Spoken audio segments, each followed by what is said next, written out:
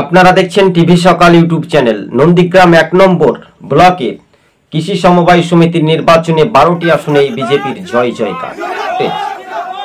নন্দীগ্রাম থেকে শুভেন্দু দাপট।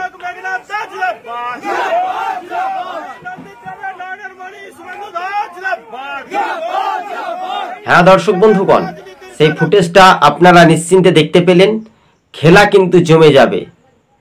হ্যাঁ, ঠিক টাইমে কিন্তু নন্দীগ্রামের ভূমিপুত্র শুভেন্দু অধিকারী আরও একবার দাপট দেখিয়ে দিলেন। ২৬-এর ভোটের আগেই কার্যত তৃণমূল এবার ভোটে হেরে গেল। ১২তে ১২টি আসনে জয়লাভের পর থেকেই কার্যত নন্দীগ্রামের দাপট তা আরও একবার প্রমাণিত হয়ে গেল। গেরুয়া ঝড়ের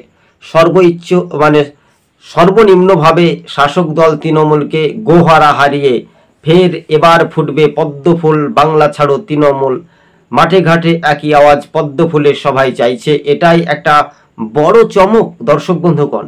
খুবই সংক্ষেপে আপনাদের সঙ্গে তুলে ধরেছি আমাদের ফুটেজটা।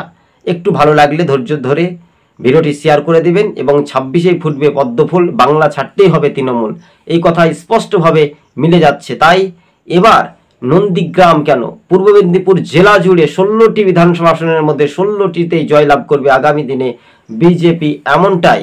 এমনটাই কিন্তু খবরের আপডেট শিরোনামে আপনাদের সঙ্গে তুলে ধরছি। তখন আপনারা মনে রাখবেন যে ২০২৬-এর ভোটের আগেই রাজ্যের পরিস্থিতি, রাজ্য রাজনীতি আগামী দিন কি হতে চলেছে সেটাই এখন প্রত্যাবর্তন না পরিবর্তন।